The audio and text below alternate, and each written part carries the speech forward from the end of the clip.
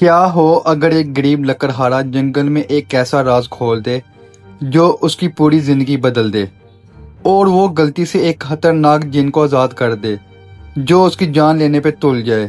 آج کی یہ کہانی آپ کے دل کو ہلا دے گی، آخر تک ضرور دیکھیے گا۔ ایک دور دراز گاؤں میں ایک غریب لکڑہارا رہتا تھا۔ اس کا نام تھا حامد۔ حامد بہت محنتی تھا، لیکن قسمت اس کا ساتھ نہیں دیتی تھی۔ وہ روز صبح سویرے جنگل جاتا، لکڑیاں کاٹتا اور شہر میں بیچ کر بامشکل اپنے گھر کا خرچ چلاتا۔ اس کے گھر میں اس کی بیوی اور ایک چھوٹا سا بیٹا تھا۔ اکثر ایسا ہوتا کہ گھر میں کھانے کے لیے بھی کچھ نہیں ہوتا تھا۔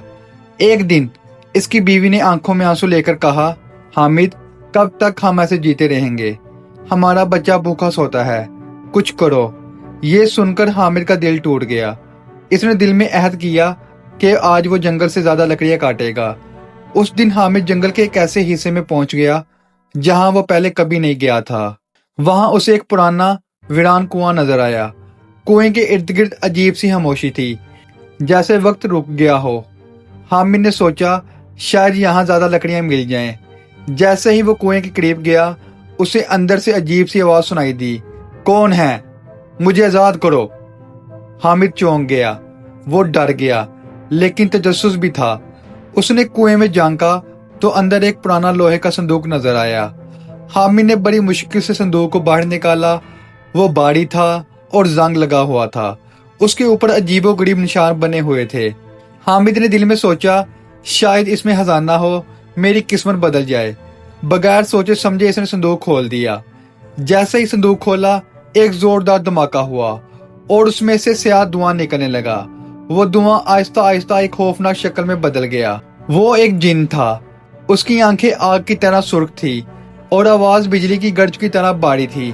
جن زور سے ہنسا اور بولا، آخرکار میں آزاد ہو گیا۔ حامد خوف سے کانپنے لگا۔ اس نے کہا، میں نے تمہیں آزاد کیا ہے، تمہیں میرا شکریہ ادا کرنا چاہیے۔ جن زور سے ہنسا، شکریہ؟ میں ہزاروں سال سے اس صندوق میں قید تھا۔ شروع میں نے وعدہ کیا تھا کہ جو مجھے آزاد کرے گا اسے خزانہ دوں گا، لیکن کوئی نہیں آیا۔ پھر میں نے قسم کھائی کہ جو بھی مجھے آزاد کرے گا میں اسے مار ڈالوں گا۔ حامد کے پیروں تلے زمین نکل گئی۔ وہ جان گیا کہ اس کی موت سامنے کھڑی ہے، لیکن وہ عقل مند بھی تھا۔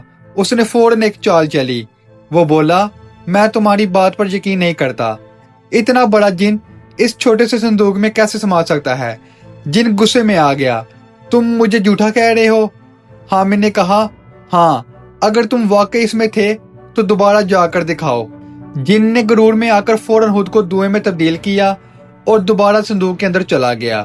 جیسے ہی جن اندر گیا، حامد نے فوراً صندوق بند کر دیا۔ جن اندر سے چیخنے لگا، مجھے باہر نکالو، تم نے دھوکہ دیا۔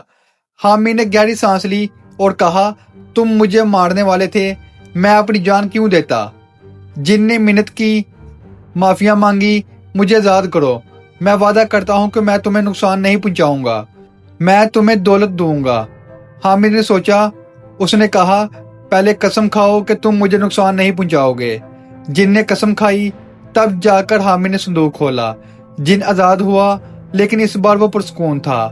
وہ حامد کو جنگل کے ایک خفیہ مقام پر لے گیا جہاں ایک جادوئی درخت تھا۔ جن نے کہا، اس درخت سے جو لکڑی تم کاٹو گے وہ سونا بن جائے گی۔ حامد نے ایسا ہی کیا۔